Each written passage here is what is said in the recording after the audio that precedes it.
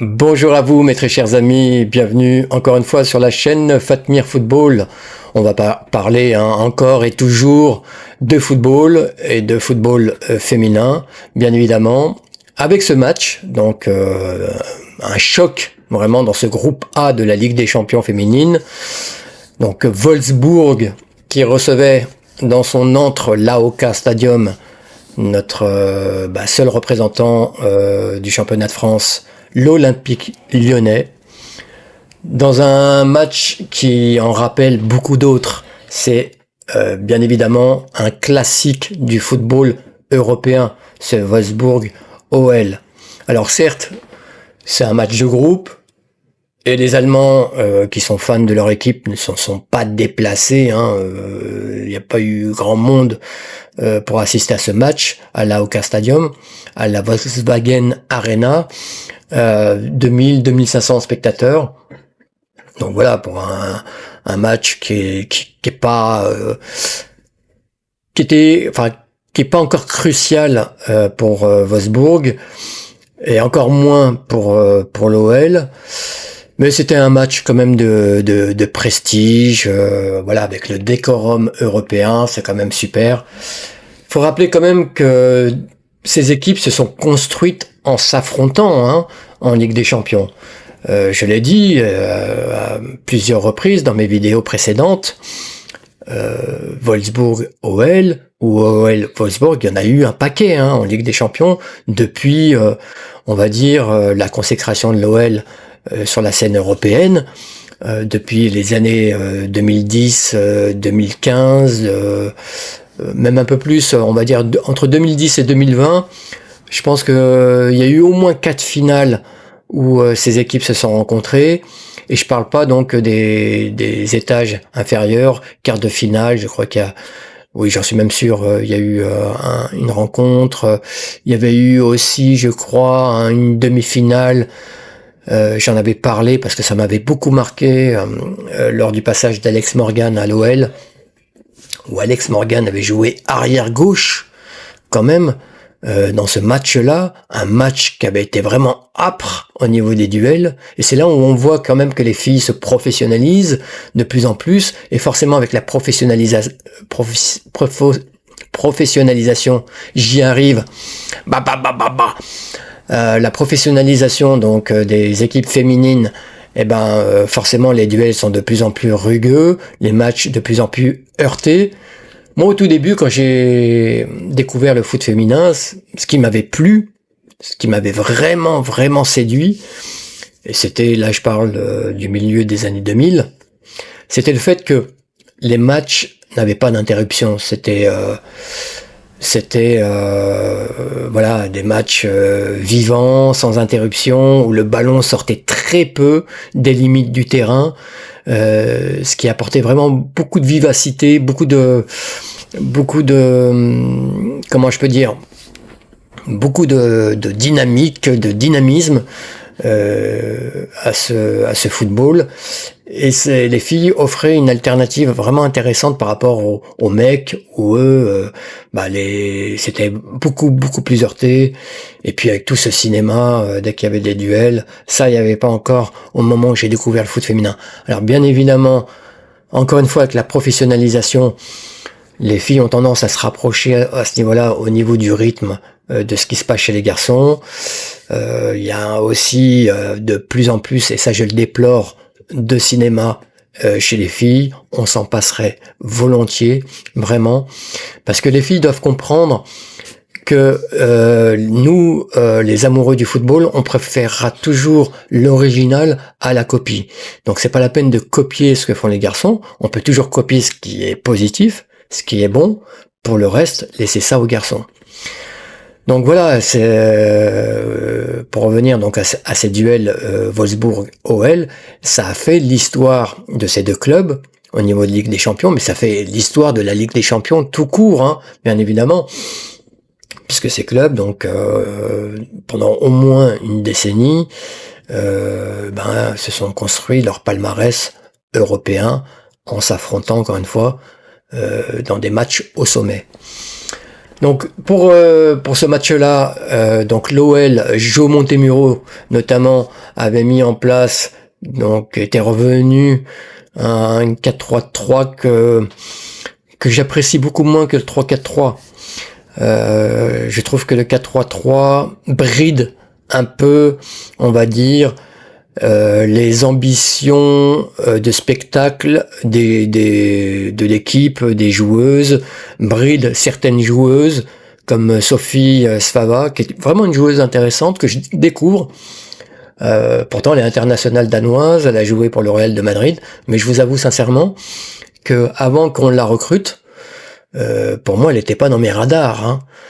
Je connaissais pas du tout, je l'avoue humblement, mais depuis, donc je me suis rattrapé, je l'ai beaucoup scruté, je l'ai pas vu malheureusement quand je me suis déplacé pour voir le match de l'OL face au DFCO, mais voilà, elle m'a vraiment marqué par ses prestations et j'ai trouvé que dans ce 3-4-3, elle avait un espace, une cour de récréation, si je puis dire, un espace de jeu incroyable où elle prenait son pied, quoi. Elle s'amusait énormément et ça c'était vraiment intéressant à voir.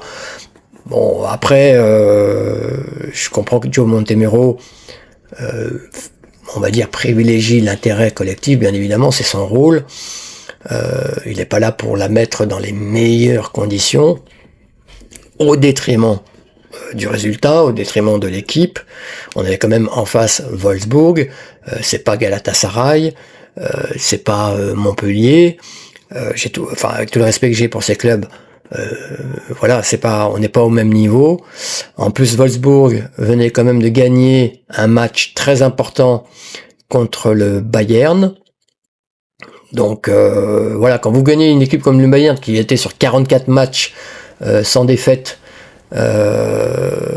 en championnat, effectivement il faut tenir compte quand même de l'adversaire. Je rappelle le fait que Wolfsburg soit là pour arrêter la série formidable bavaroise me renvoie aussi au fait que en 2013 Wolfsburg avait mis fin à une série d'invincibilité d'au moins 100 matchs. Rendez-vous compte, 100 matchs où l'OL l'OL depuis en fait 2010 n'avait perdu aucun match, toute compétition confondue entre championnat et Ligue des Champions. Donc ça c'est vraiment incroyable et Wolfsburg avait retiré à l'OL la possibilité de faire un triplé historique alors après on s'est rattrapé bien évidemment, mais ce triplé, le premier triplé de l'histoire de l'OL, a été soufflé par cette équipe de Wolfsburg et au passage avait empêché Megan Rapinoe qui était venue pour la Ligue des Champions, de gagner, de rafler ce titre et de rentrer après tranquillement à la maison avec le sentiment du devoir accompli. Voilà pour l'histoire. Bon, on revient donc à aujourd'hui, en 2024. Donc sur ce match, je l'ai dit, Joe Montemurro a favorisé donc un 4-3-3. Voilà, c'est un peu plus raisonné qu'un 3-4-3 qui plus voué à déséquilibrer l'équipe adverse. Ça c'est une chose, mais aussi sa propre équipe. Et je pense qu'il voulait pas prendre ce risque-là. Ça donne déjà une indication de comment va se comporter Joe Montemurro face à des équipes beaucoup plus coriaces que celles qu'il rencontre en Arkema Première Ligue. Donc il va falloir vraiment travailler ce 4-3-3 parce que on reviendra après sur les faits du match, mais j'ai trouvé que l'OL du coup perd en qualité de jeu. Pourtant, quand on voit les joueuses qu'il a titularisées, notamment en milieu de terrain, quand vous avez Iguirola, Marozan et Oran, vous avez quand même de grandes ambitions au niveau du jeu. Ça, je le contredis pas, je le nie pas par rapport à Joe Montemurro. Je dis pas qu'il s'est renié au niveau du jeu, mais je pense qu'il s'est quand même adapté, ça c'est sûr, face à l'adversaire. En face, on peut dire là vraiment que Stroot, donc Tommy Stroot, l'entraîneur de cette équipe de Wolfsburg, lui s'est vraiment adapté à cette équipe de l'OL. Je pense que Wolfsburg est quand même une équipe traumatisée par l'OL. Je vais pas employer des grands mots, mais je l'ai dit, le Wolfsburg et l'OL se sont rencontrés à de multiples reprises.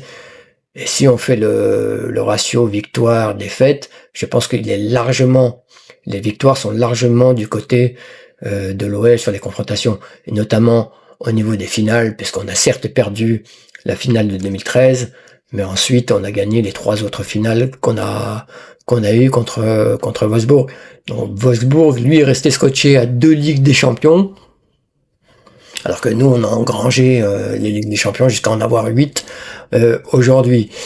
Et je crois que ça a été vraiment, après cette défaite inaugurale sur notre première rencontre contre Wolfsburg, après je crois que ça a été un sans faute de la part de l'OL. Ça a toujours été des victoires, me semble-t-il. Dites-moi si je me trompe dans la barre des commentaires pour ceux qui connaissent l'histoire de ces 2 clubs. Ça m'intéresse. De toute façon, j'irai faire mes recherches, bien évidemment. Mais je pense que ça a été un sans faute après cette première défaite inaugurale. Donc Stroot a mis le cadenas après, donc une belle victoire contre les Bayern. Moi je pensais qu'ils auraient quand même beaucoup plus d'ambition face à l'OL. Il en a été autrement parce que Stroot a mis quand même un schéma tactique très défensif avec 5 défenseurs, 4 milieux de terrain et une seule attaquante. L'attaquante, c'est Alexandra Popp, qui pour le coup fêtait sa 100e cape au niveau européen avec cette équipe de Wolfsburg. Ça renvoie quand même, c'est le miroir de Wendy Renard, parce que ces 2 joueuses sont les joueuses d'un seul et même club. Wendy Renard, elle, qui jouait son 118e match à cette occasion.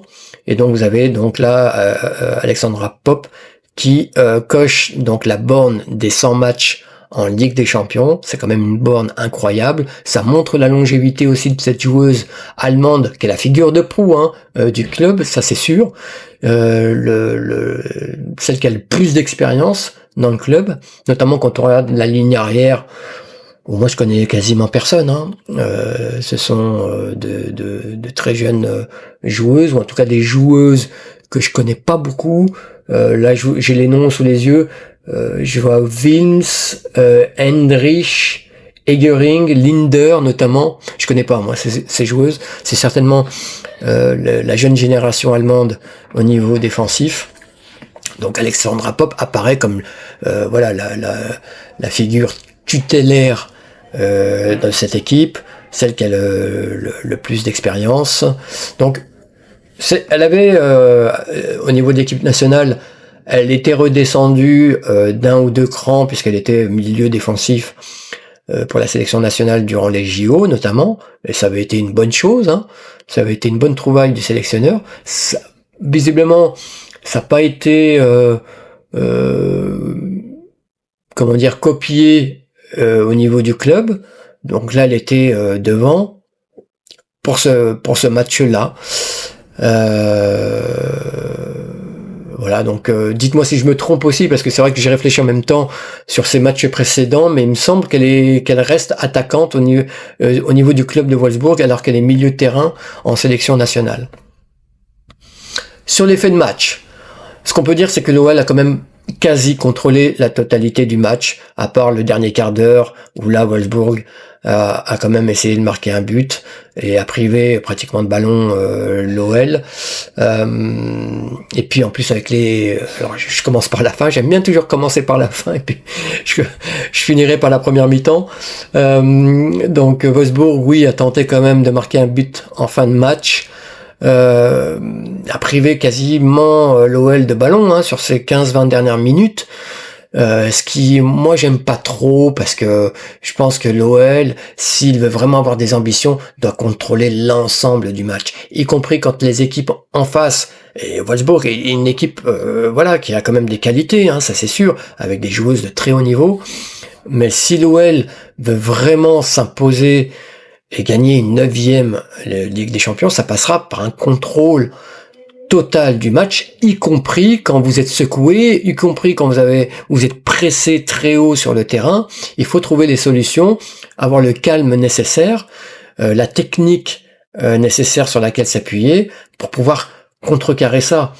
Et là, sur les 20 dernières minutes, tout ça a fait défaut et n'a pas existé. Donc, je pense que Joe Montemurro l'a bien noté concernant. Enfin, je sais qu'il a le sens de l'observation, donc il n'est pas passé à côté de ça, bien évidemment.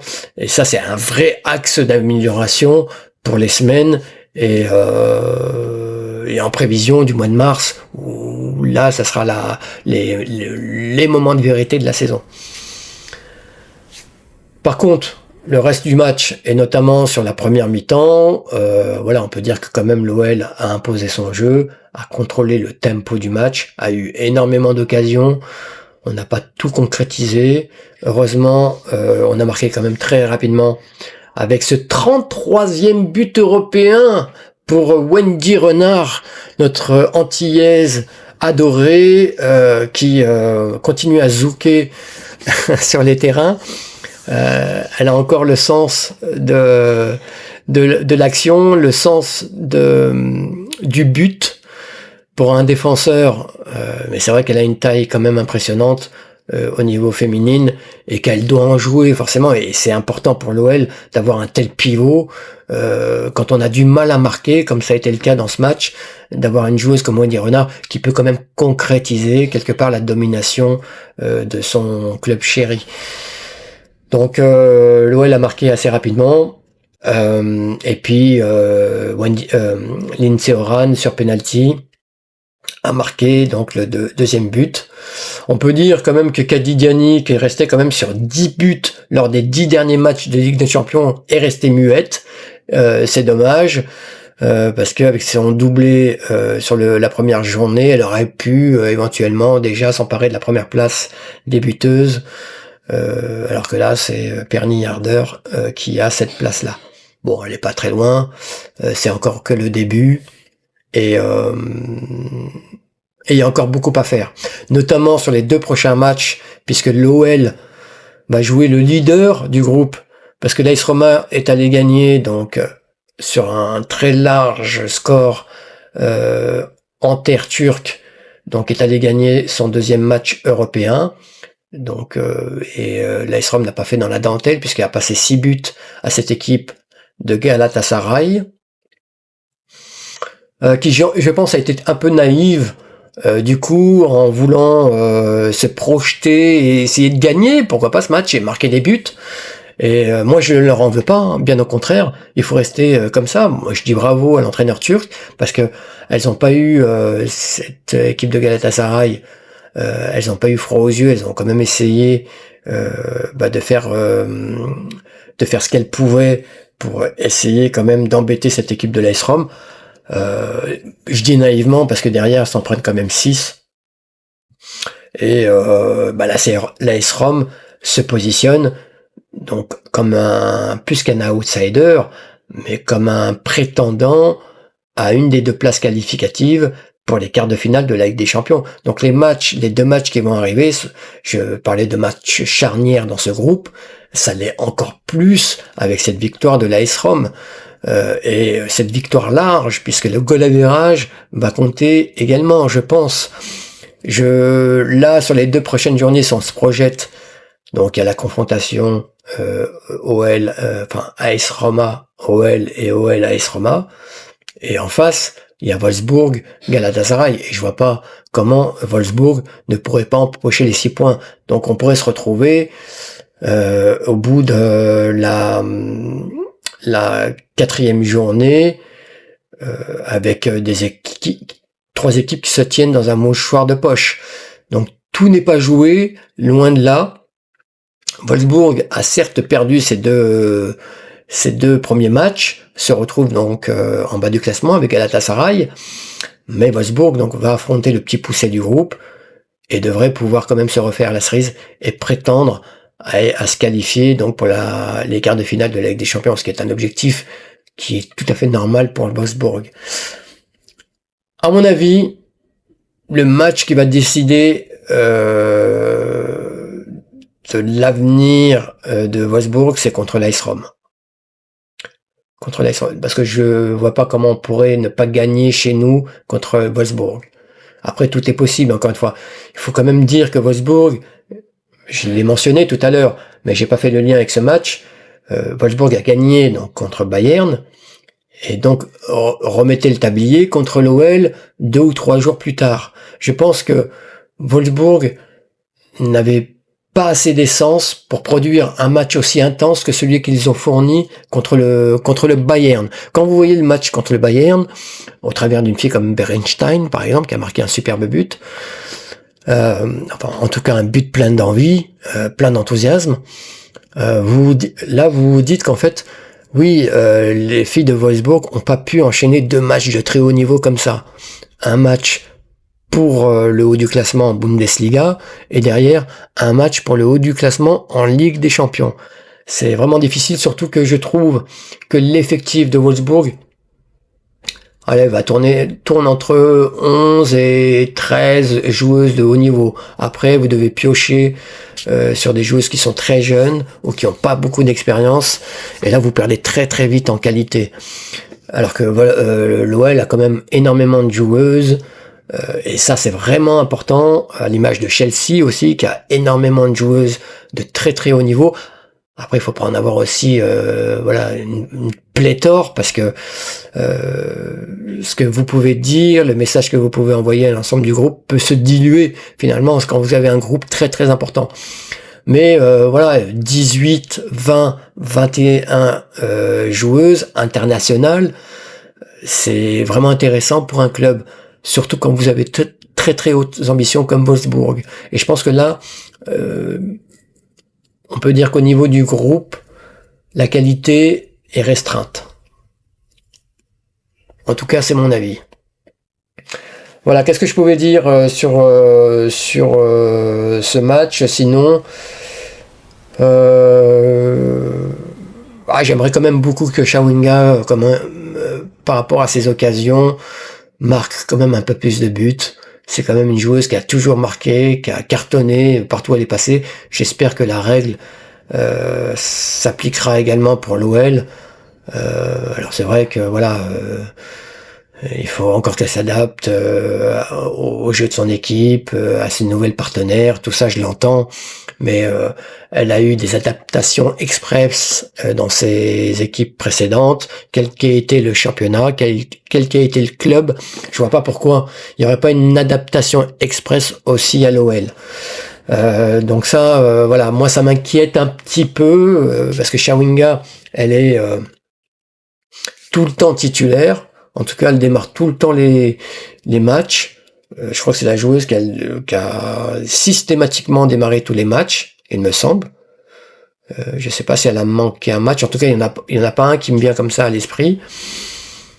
Donc, ce serait bien quand même qu'elle marque plus de buts. Je crois qu'elle a marqué qu'un but en 5 ou 6 titularisations. C'est trop peu. C'est beaucoup trop peu. Elle le sait de toute façon, mais voilà, quand on voit que sa sœur cartonne aux États-Unis à Kansas City, je pense qu'elle peut faire aussi bien que sa sœur, et on aura besoin quand même d'attaquantes qui concrétisent les occasions. C'est vraiment important. Alors là, on s'inquiète pas plus, parce qu'on arrive quand même malgré tout à gagner les matchs. Je ferai bien sûr un débrief des matchs du week-end de l'OL qui va affronter le PFC samedi, il me semble, ou dimanche, je sais plus. Quoi qu'il en soit, je vous ferai un débrief suite à ce match. Mais c'est vraiment vraiment important que nos attaquantes soient en pleine forme. On a Gianni qui est en pleine forme, on a Dumornay qui est en pleine forme, même si elles n'ont pas marqué contre Wolfsburg. On voit quand même leur influence dans le match. Dumornay, pour ne parler que d'elle, et une joueuse incroyable qui a beaucoup pesé sur la défense de Wolfsburg, qui a obtenu un penalty que Oran a transformé, et qui vraiment Alors, c'est vrai qu'elle a eu 1 an d'adaptation avec Sonia Bonpastor. Là, on sent que maintenant, elle joue les matchs à plein régime. Et ça fait vraiment plaisir parce que c'est une joueuse aussi dont l'OL aura énormément besoin dans les mois qui viennent. Ça, c'est sûr. J'ai trouvé Oran aussi, alors je vais pas mettre des notes comme l'équipe ou les différents journaux qui suivent l'actualité du foot féminin, mais franchement j'ai trouvé qu'Oran, en dehors de son penalty qui est formidable, un joli contre-pied, j'ai trouvé qu'Oran avait fait un match en deçà de ses performances précédentes. Elle a mis la barre tellement haute depuis les JO. Alors, pour être honnête, aux JO, elle n'a pas été formidable, sincèrement. Mais depuis son retour, depuis qu'elle a cette breloque en or autour du cou, elle virevolte sur le terrain. Elle a marqué énormément de buts. Elle a fait mal aux adversaires sur son positionnement un peu bâtard entre attaque et milieu de terrain. C'est une joueuse qui se projette beaucoup, qui me faisait penser à Ljungberg, pour ceux qui connaissent le foot masculin, ce joueur mythique d'Arsenal, qui aimait beaucoup se projeter aussi depuis son milieu de terrain. Voilà, derrière les défenses, notamment, comme elle le fait, Oran. Et là, j'ai trouvé vraiment qu'elle avait été frustre techniquement, pas d'une grande influence. Alors, je sais pas si c'est le schéma tactique qu'avait mis en place Trout pour ce match, avec un marquage presque à la culotte sur Oran, qui a eu une influence très limitée en milieu de terrain.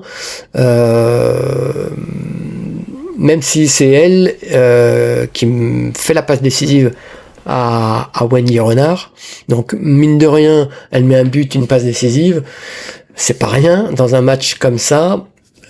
Mais je vous l'ai dit, elle a mis tellement la barre haute que pour moi, Oran était loin de ses performances passées par rapport à ce match. Voilà les amis, j'ai essayé de vous donner des indications, de vous donner envie aussi de découvrir le foot féminin pour ceux qui connaissent pas encore, qui sont quand même curieux, qui aiment le foot en général.